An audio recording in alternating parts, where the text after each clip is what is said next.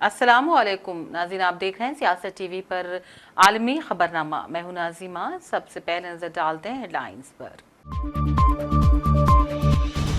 गजा में लोग भूख से मर रहे हैं, गधे घोड़े खाने पर मजबूर। बरतानवी तंजीम ऑक्सफैम ने जारी की रिपोर्ट। गजा के अल-अक्सा अस्पताल के बाहर खैमों पर इसराइल ने बारूद बरसा दिया। कई फलस्तीनी जिंदा जलकर शहीद। गजा में इसराइल कर रहा है नस्लकुशी, माहिरीन ने जताई तशवीश। पाकिस्तान एससीओ समिट के लिए मुकम्मल तैयार। 15 से 16 अक्टूबर हिंदुस्तानी वजीर खारजा का दौरे पाकिस्तान। दो तरफा मुलाकात की कोई प्लानिंग नहीं, पाकिस्तानी वजारत खारजा ने भी कर दी वजाहत। लेबनान में अमन दस्तों पर हमला जंगी जुर्म। सेक्रेटरी जनरल एंटोनियो गुतरेस की वार्निंग। कहा, लेबनान में अक़वाम मुत्तहिदा की अबूरी फोर्स के अहलका और मकामात को निशाना नहीं बनाया जा सकता। चीन ने फिर से ताइवान के इर्द गिर्द फौजी मशकों का किया आगाज। ताइवान ने की चीनी कार्रवाइयों की शदीद मजम्मत। और जम्मू कश्मीर में सदर राज वापस ले लिया गया, नई हुकूमत के लिए राह हमवार। मरकजी वज़ारत दाखिला की जानिब से गज़ट नोटिफिकेशन जारी। हेडलाइंस आपने देखी, अब पेश है खबरों की तफसील। बरतानवी फलाही तंजीम ऑक्सफैम ने कहा, शुमाली गजा में लोग भूख से मर रहे हैं।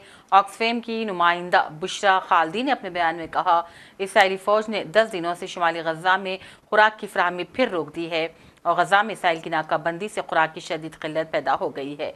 नुमाइंदा ऑक्सफैम ने कहा, शुमाली गजा में लोग भूख से मर रहे हैं और चारा गधे और घोड़े खाने पर मजबूर हैं। खालदी ने कहा, शुमाली गजा के ज़्यादातर फ़लस्तीनी जनूबी गजा की तरफ डेथ मार्च के बजाय अपने घरों में मरने को तैयार हैं। नहीं जानती शुमाली गजा में लोग कैसे जिंदा रहेंगे, या तो फिर वो भूख से मर जाएंगे।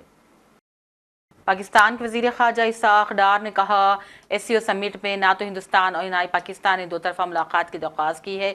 उनके बयान के मुताबिक पाकिस्तान एक अच्छे मेज़बान के तौर पर ज़रूर हिंदुस्तानी वजीर खारजा का इस्तकबाल करेगा। पेश नाज़रीन तफसीलात इस रिपोर्ट में। पाकिस्तान के वजीर खारजा इसाक डार ने कहा, एससीओ समिट में ना तो हिंदुस्तान और ना ही पाकिस्तान ने दो तरफा मुलाकात की दरख्वास्त की है। डार के मुताबिक पाकिस्तान एक अच्छे मेज़बान के तौर पर हिंदुस्तानी वजीर खारजा का इस्तकबाल करेगा।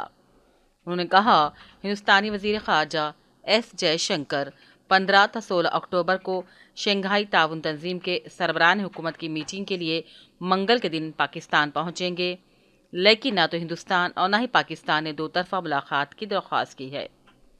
उन्होंने कहा, हुकूमत पाकिस्तान जयशंकर का मुकम्मल प्रोटोकॉल के साथ इस्तकबाल का इरादा रखती है, जैसे कि एक अच्छे मेज़बान के तौर पर पाकिस्तान का फ़र्ज़ है। वाज़ेह है कि जयशंकर ने पिछले हफ्ते कहा था कि वो मीटिंग में एक अच्छे रुकन की हैसियत के तौर पर शिरकत करेंगे। 10 रुकनी तंजीम के दीगर रहनुमा बशमूल ईरानी नायब सदर मोहम्मद रज़ा आरिफ और बेलारूस, हाजिकिस्तान, किर्गिस्तान, ताजिकिस्तान और उज़्बेकिस्तान के वज़ीर आज़म मंगल को पाकिस्तान पहुँच रहे हैं। रूसी वज़ीर आज़म मिखाइल मिशोसेटिन और चीनी वज़ीर आज़म ली कियांग पाकिस्तानी क़यादत से दो तरफा मुलाकातों के लिए आज पाकिस्तान पहुँच रहे हैं। हिंदुस्तानी वज़ारत ख़ारजा ने गो कि अभी तक इस बात की तस्दीक नहीं की कि जयशंकर इस दौरे के दौरान लीडरों के साथ दो तरफा बातचीत करेंगे या नहीं, लेकिन सबकी नज़रें 22 से 24 अक्टूबर को रूस में ब्रिक्स सरबराही इजलास से कबल चीनी रहनुमा के साथ किसी भी मुलाकात पर होगी, जहां मोदी और चीनी सदर शी जिनपिंग आमने सामने होंगे। चूंकि इस्लामाबाद में हिंदुस्तान और पाकिस्तान के दरमियान दो तरफा मीटिंग की कोई उम्मीद नहीं, इसीलिए माहिरीन को जयशंकर के दौरे से भी कोई ख़ास तवक्को नहीं। हालांकि तकरीबन एक दहाई में किसी भी हिंदुस्तानी वज़ीर ख़ारजा का पहला दौरे पाकिस्तान है। साबिक़ वज़ीर ख़ारजा Sushma Swaraj heart of Asia conference के लिए 2015 में पाकिस्तान गई थी। पाकिस्तान के वज़ीर ख़ारजा ने मीडिया को एससी इजलास के बारे में ब्रीफिंग दी और बताया, हिंदुस्तान के वज़ीर ख़ारजा ने किसी मुलाकात के लिए नहीं कहा और ना ही हमने दो तरफा मुलाकात की दरख्वास्त की है। वो सिर्फ शंघाई ताउन तंजीम के मेहमान के तौर पर आएंगे। कसीरुल जहती उमूर पर बातचीत की जाएगी और ये तकरीबन 3 दहाइयों में पाकिस्तान में इस तरह की पहली बड़ी कसीरुल जहती तकरीब है। پاکستان کے وزیر برائے منصوبہ ترقی اور خصوصی اقدامات نے بھی کہا، اگرچہ کہ ہندوستان کا براہ راست نام نہیں لیا، لیکن کہا پاکستان کا ہمسایہ یہ حقیقت ہضم نہیں کر سکتا کہ ہم SCO سربراہ اجلاس کی میزبانی کر رہے ہیں۔ واضح ہے کہ پاکستان کے سابق وزیر اعظم کی جماعت تحریک انصاف پارٹی نے منگل کے دن دارالحکومت اسلام آباد میں بڑے احتجاج کا بھی اعلان کیا ہے۔ بیورو رپورٹ، سیاست TV۔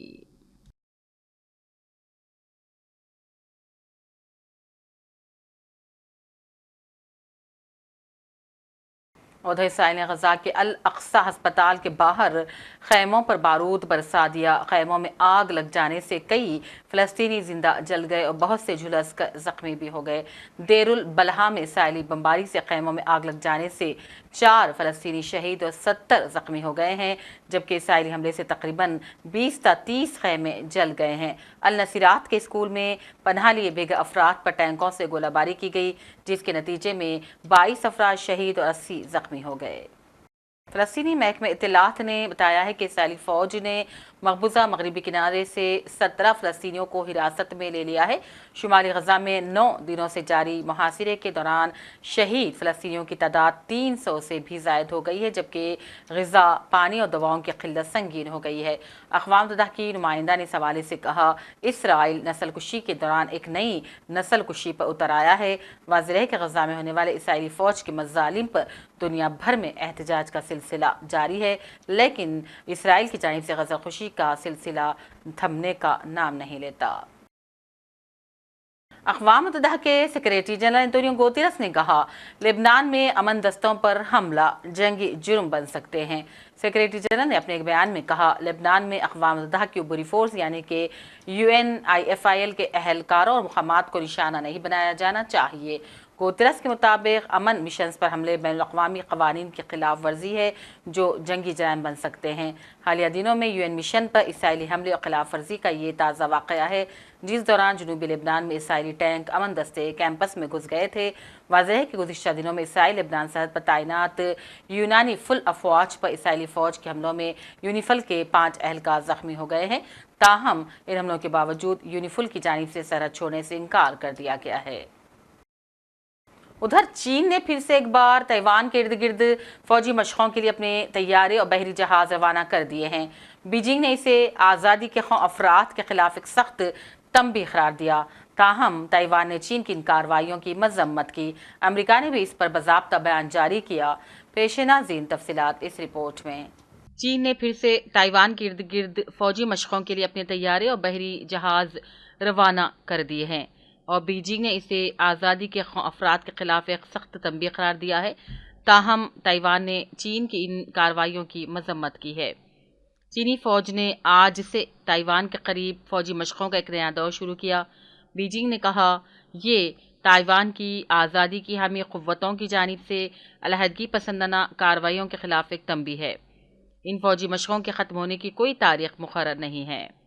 ان فوجی مشقوں کو جوائنٹ سوڈ 2024B کا نام دیا گیا ہے اور چینی وزارت دفاع کے مطابق ان مشقوں کے ذریعے تھیٹر کمانڈر کے دستوں کی مشترکہ آپریشنز کی صلاحیتوں کی جانچ کی جاتی ہے۔ یہ مشق تائیوان کی آزادی پسند قوتوں کی علیحدگی پسندانہ کارروائیوں کے خلاف ایک سخت انتباہ کے طور پر بھی کام کرتی ہے۔ ریاستی خود مختاری اور قومی یکجہتی کے تحفظ کے لیے ایک جائز اور ضروری آپریشن ہے۔ چینی فوج کی ایسٹرن تھیٹر کمانڈ کے ترجمان کیپٹن لیشی کے مطابق یہ مشقیں تائیوان جزیرے کے شمال، جنوب اور مشرق کے علاقوں میں ہو رہی ہیں۔ کمانڈ نے بتایا، سمندری، فضائی، جنگی طیارے کے گشت پر توجہ مرکوز کرتے ہوئے چینی بحریہ کے جہاز اور جنگی طیارے مختلف سمتوں سے تائیوان کے کافی قریب پہنچ رہے ہیں اور اس میں اہم بندرگاہوں، علاقوں کی ناکہ بندی، سمندری اور زمینی اہداف پر حملے سمیت جامع برتری کے ساتھ مشترکہ صلاحیت کو اجاگر کرنا ہے۔ جواب میں تائیوان کی وزارت دفاع نے اسے غیر معقول اور اشتعال انگیز رویہ قرار دیا اور اس کی مذمت کی۔ وزارت نے کہا، اس نے آزادی اور جمہوریت کے تحفظ کے لیے اپنے مطابق جواب دینے کے لیے مناسب فورسز روانہ کر دی ہیں اور تائیوان کی خود مختاری کا دفاع کیا جائے گا۔ حکومت تائیوان نے یہ بھی کہا، چین کے تازہ ترین جنگی گیمز اور طاقت کے استعمال سے دستبردار ہونے سے انکار سری اشتعال انگیزی ہے جو علاقائی امن استحکام کو شدید نقصان پہنچاتی ہے۔ تائیوان میں چین سے متعلق پالیسی ساز ادارے نے ایک بیان میں کہا، حالیہ دنوں میں چین کی جانب سے تائیوان کے خلاف مزید سیاسی، فوجی، اقتصادی خطرات کے پیش نظر بھی تائیوان نہ تو پیچھے ہٹے گا اور نہ ہی ہار مانے گا۔ تائیوان کے صدر نے اپنے قومی دن کے خطاب کے دوران خود مختار جزیرے کے الحاق کی مذمت کرنے کی عزم کا اعادہ کیتے ہوئے اصرار کیا تھا کہ بیجنگ اور تائپے ایک دوسرے کے ماتحت نہیں ہیں۔ بیجنگ نے تائیوان کے صدر کی تقریر کی مذمت کی۔ لائی کے عہدہ سنبھالنے کے فوراً بعد بھی چین نے مئی میں تائیوان کے گرد 2 دن تک مشقیں کی تھی، جس کا نام اس نے جوائنٹ سوڈ 2024 اے دیا تھا۔ بیورو رپورٹ، سیاست ٹی وی۔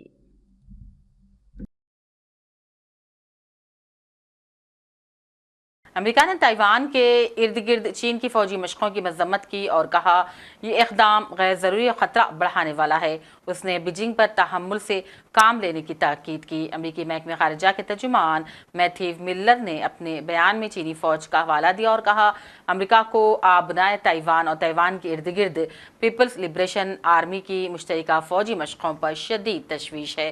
امریکی وزیر خارجہ بلنکن نے اس سے پہلے لائی کی تقریر کے جواب میں چین سے کارروائی نہ کرنے کے لیے بیجنگ کو خبردار کیا تھا اور جس کے بعد یہ مشقیں لانچ کی گئی ہیں۔ کیلیفورنیا میں سابق صدر ریپبلکن امیدوار ٹرمپ کی ریلی کے قریب سیکیورٹی چیک پوسٹ پر ایک شخص کو اسلحہ سمیت گرفتار کر لیا گیا۔ پولیس کے مطابق گرفتار شخص کے پاس گاڑی میں آتشی اسلحہ، متعدد پاسپورٹس اور جعلی لائسنس پلیٹ موجود تھی۔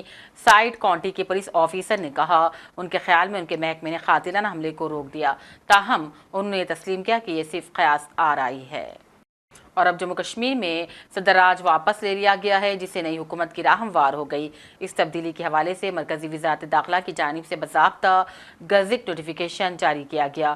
31 اکتوبر 2019 کو جموں کشمیر کے مرکز کے زیر انتظام علاقے سے متعلق حکم نامہ اب منسوخ کر دیا گیا ہے۔ نیشنل کانفرنس اور کانگریس اتحاد نے جموں کشمیر کے حالیہ اسمبلی انتخابات میں کامیابی حاصل کی ہے۔ این سی کے نائب صدر عمر عبداللہ اب اگلے وزیر اعلیٰ ہوں گے۔ عمر عبداللہ کو نیشنل کانفرنس اور کانگریس اتحاد کا لیڈر منتخب کیا گیا ہے۔